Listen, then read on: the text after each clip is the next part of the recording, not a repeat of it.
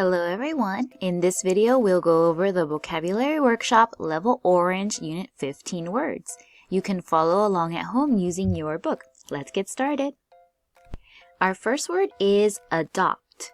Adopt is a verb, and adopt means to take another person's child into one's family, to use as one's own, to accept or approve.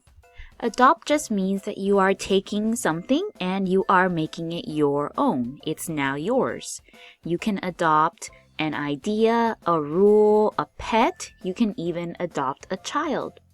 For example, a family may adopt an orphan from a war-torn country.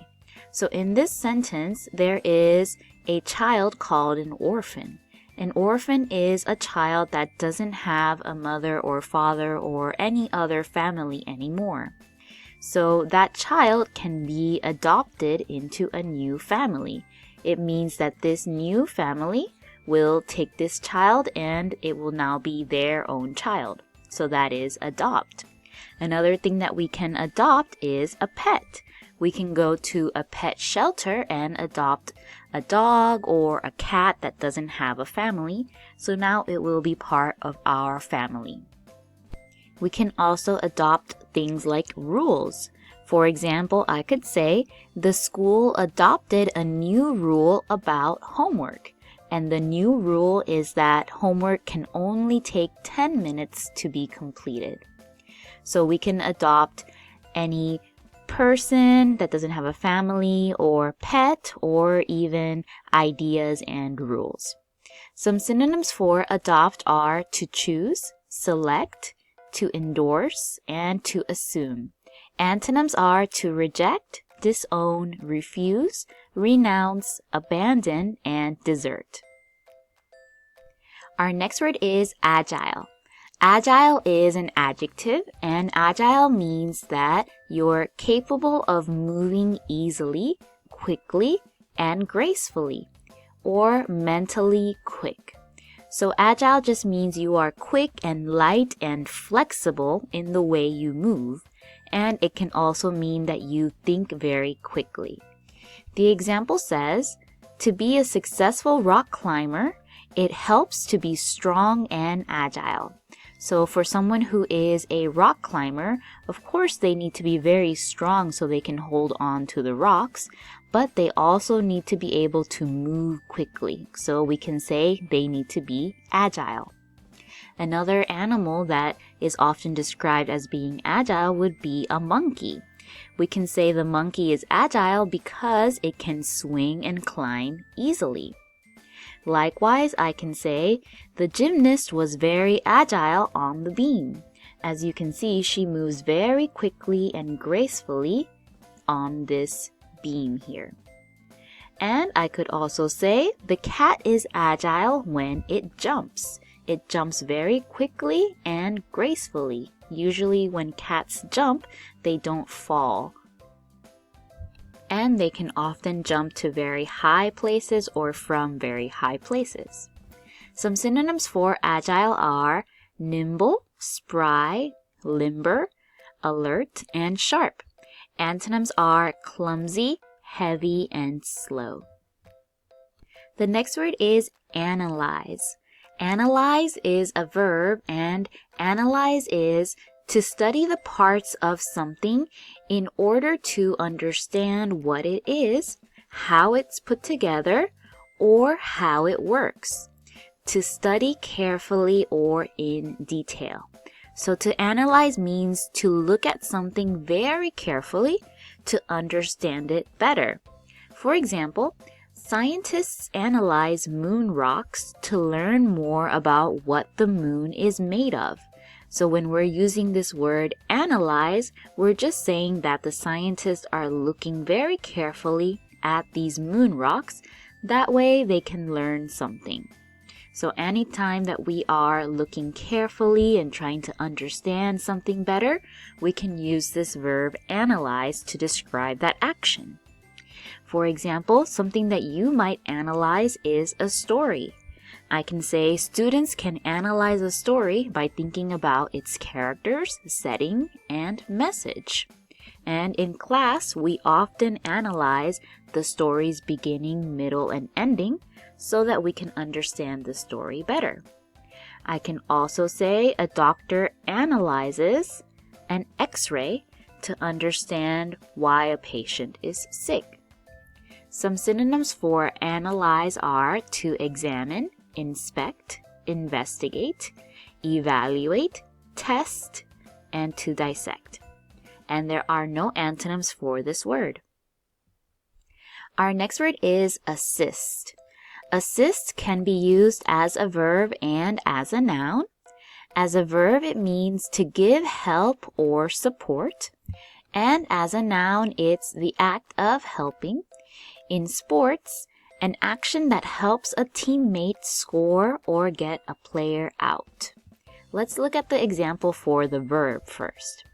It says, several doctors may assist a surgeon during an operation.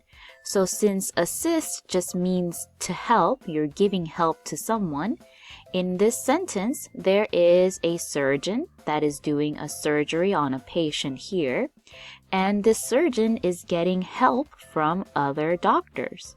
So that's why the sentence is saying several doctors, so these doctors here, may assist. They may help the other doctor, the surgeon here.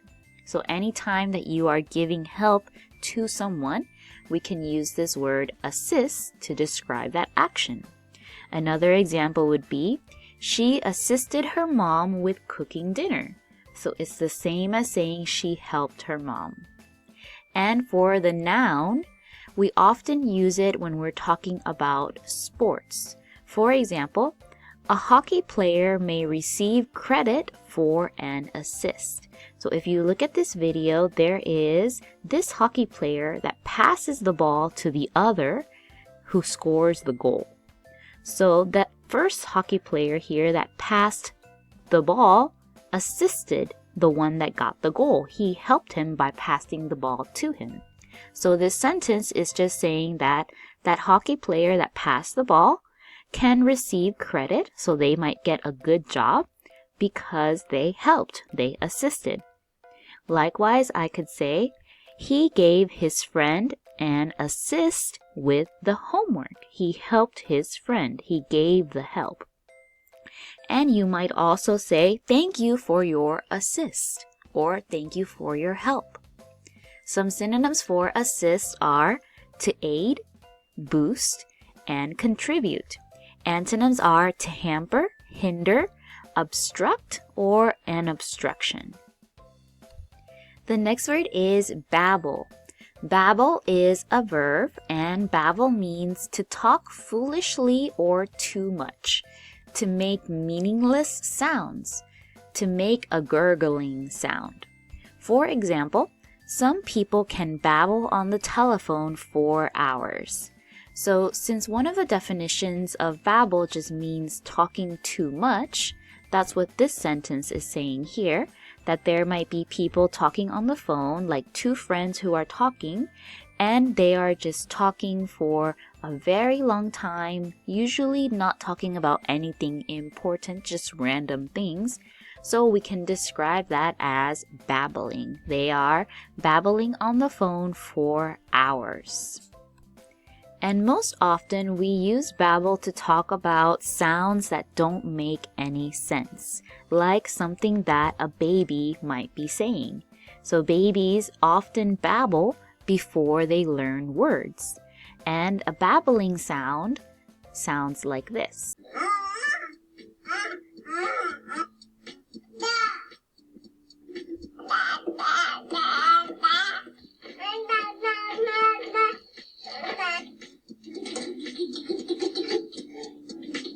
So as you can see, the babies were babbling. They were making sounds that didn't make any sense.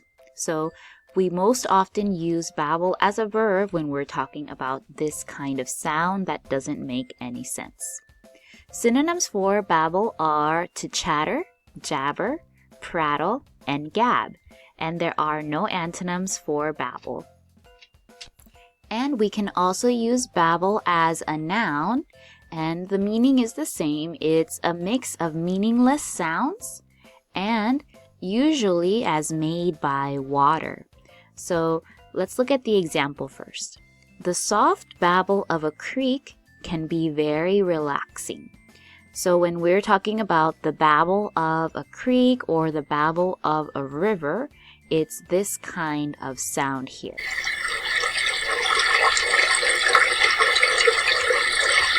It's a very relaxing sound of water flowing down some rocks in a creek or a river. We would call that a babble. And we often use babble as a noun as well to describe some sounds that really don't make any sense even though they are words, like when a crowd of people might be talking all at the same time. I could say the babble of the crowd was very loud, because even though the people are saying words to each other that makes sense, when you hear all of the sounds together, it might not make any sense in your brain. So we would describe it as being a babble. It's meaningless sounds. Some synonyms for babble are drivel, nonsense, and murmur. And there are no antonyms for this word. Our next word is captivity. Captivity is a noun, and captivity means the state of being confined or held against one's will. So when you are in captivity, it means you are kept in a place and you're not allowed to leave that place. For example, some prisoners of war have been held in captivity for years. So prisoners are often people described as being in captivity because when they are in prison or jail, they are not allowed to leave. They have to stay there. We can also describe animals in cages at the zoo as being in captivity. For example, I could say, the tiger lived in captivity at the zoo. So they are not allowed to leave, they're not allowed to get out of their cage. Another example is in the story Tangled, Rapunzel was kept in captivity in a tall tower. She was stuck inside this tower and she was not allowed to leave. Then later in the story, she escaped captivity by using her hair as a rope to climb down the tower. So captivity is any time someone or something is being kept in a place and they're not allowed to get out or leave. Some synonyms for captivity are confinement, imprisonment, and bondage. Antonyms are freedom and liberty. Our next word is drab. Drab is a noun, and drab means an olive brown or brownish gray color. For example, the old canvas tents were a faded drab. So you can see in this picture here, there is a canvas tent, and the color of this tent can be described as being drab because it's kind of turned dirty or a little bit gray. So anytime we have these very dark or dull colors, they can be described as being drab. I can say, the walls in the house were painted in drab. They're this kind of dark olive or brown color. Here too, I can say the dress was a plain drab color. Or the sky was covered in drab clouds. There are no synonyms or antonyms for this word. And we can also use drab as an adjective. And it means marked by dullness, like the color drab, cheerless. So when we're using drab as an adjective, it means that something is not colorful or exciting. It's very dull.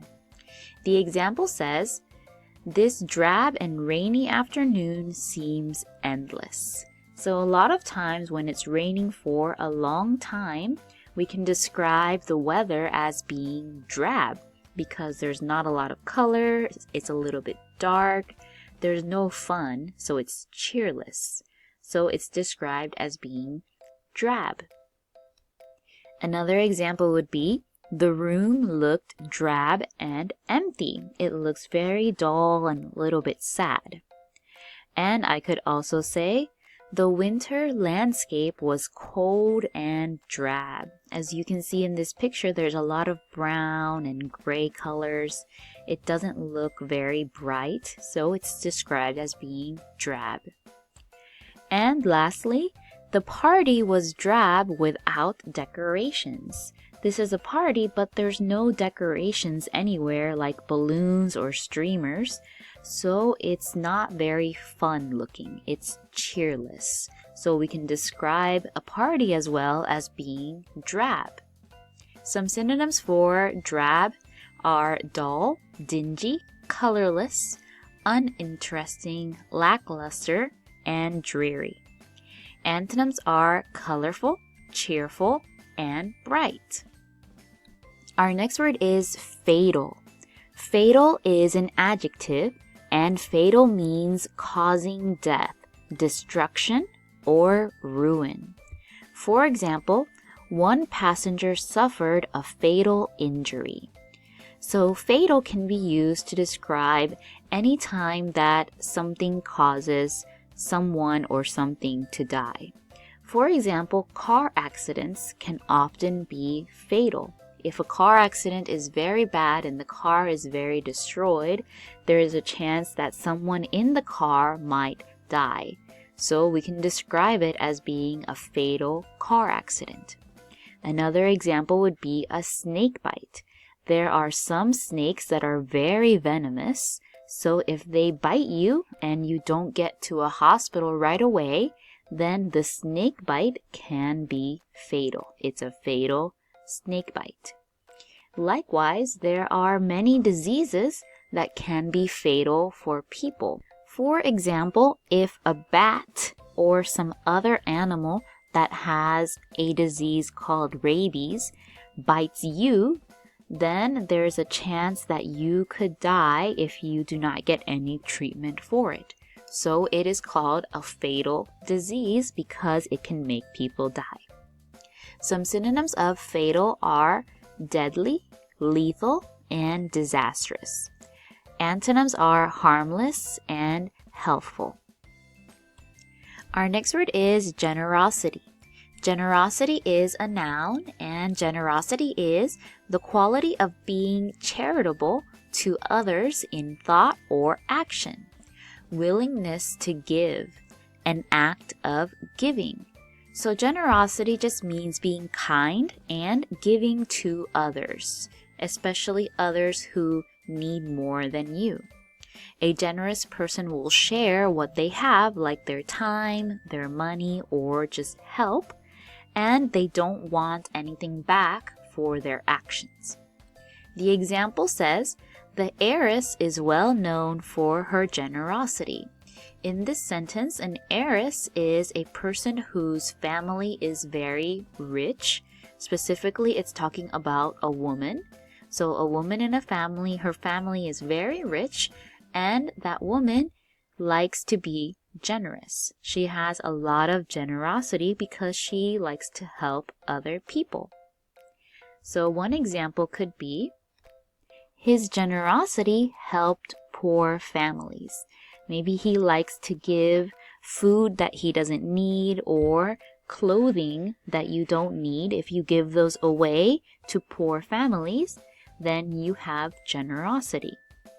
Another example is, he showed generosity by sharing his snacks. So he gave his snacks to his friends without expecting anything back from them.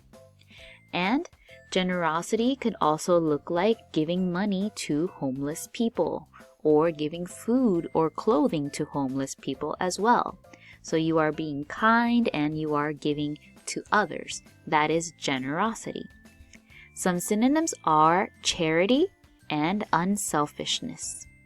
Antonyms are stinginess, cheapness, and greed. Our next word is genuine. Genuine is an adjective, and genuine means real, actually being what something appears to be, true, or reliable, sincere or honest. For example, I wonder if this is a genuine fossil. So when genuine is used, we're talking about something that is real. It's not fake. For example, this is a fossil of a dinosaur. And the sentence here is asking if this fossil is genuine. Is it a real one that scientists found in the ground? Or is it a fake fossil that was created by an artist for a museum? So when we say, is something genuine, we're just asking if it's true and not fake. We can also use genuine to describe a person's actions or emotions. For example, we know if someone is giving a genuine smile. A genuine smile looks like this one here. Usually, the person's eyes become a little bit smaller when they're really smiling compared to a fake smile. It's easy to tell when someone is faking a smile because their eyes don't really change.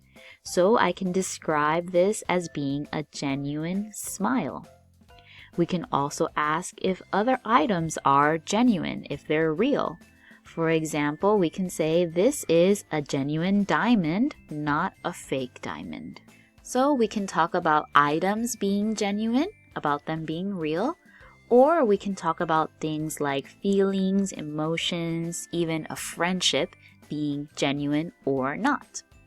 Some synonyms for genuine are authentic, original, actual, valid, trustworthy, earnest, and frank.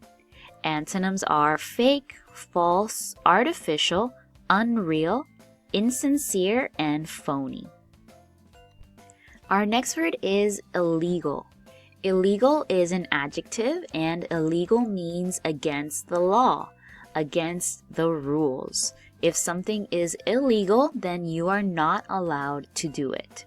The example says stealing is an illegal act.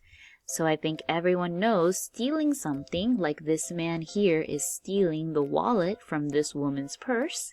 This is something that is illegal. You should not do it. And if you do something that is illegal, then you might have to go to jail or prison if the police catch you. Usually police stop illegal actions. Another example of something illegal is printing fake money.